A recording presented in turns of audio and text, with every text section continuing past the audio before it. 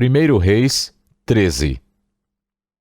Por ordem do Senhor, um homem de Deus foi de Judá a Betel, quando Jeroboão estava em pé junto ao altar para queimar incenso.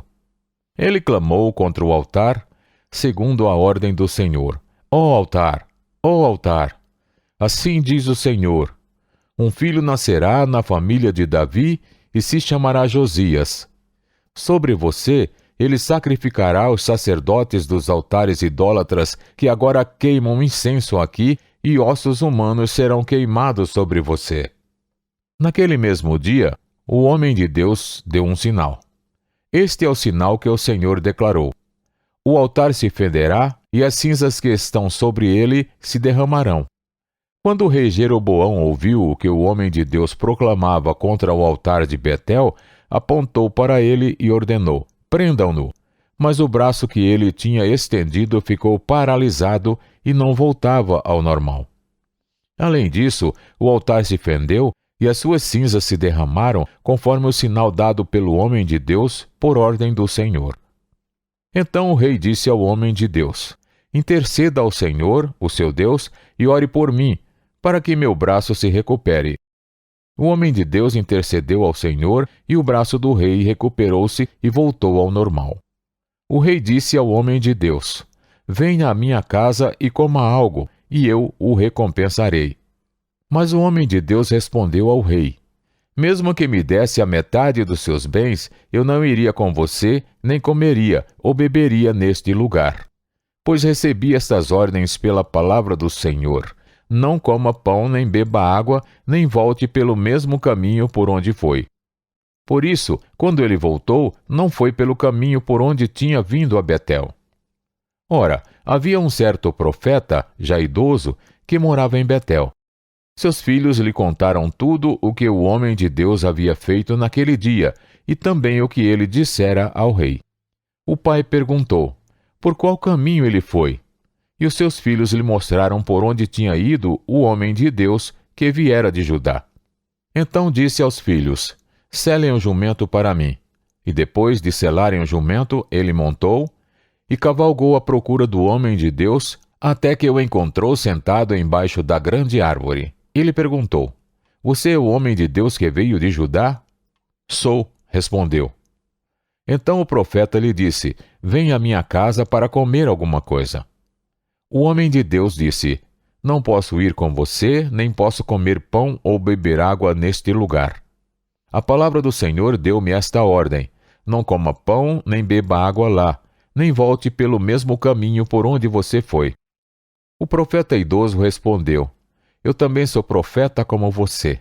E um anjo me disse, por ordem do Senhor: faça-o voltar com você para sua casa, para que coma pão e beba água. Mas ele estava mentindo. E o homem de Deus voltou com ele e foi comer e beber em sua casa. Enquanto ainda estavam sentados à mesa, a palavra do Senhor veio ao profeta idoso que o havia feito voltar, e ele bradou ao homem de Deus que tinha vindo de Judá: assim diz o Senhor: você desafiou a palavra do Senhor e não obedeceu à ordem que o Senhor, o seu Deus, deu a você. Você voltou e comeu pão e bebeu água no lugar onde ele falou que não comesse nem bebesse.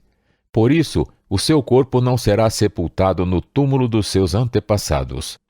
Quando o homem de Deus acabou de comer e beber, o profeta idoso selou seu jumento para ele.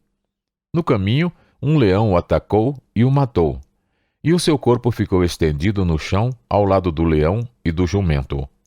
Algumas pessoas que passaram viram o cadáver estendido ali, com o leão ao lado, e foram dar a notícia na cidade onde o profeta idoso vivia.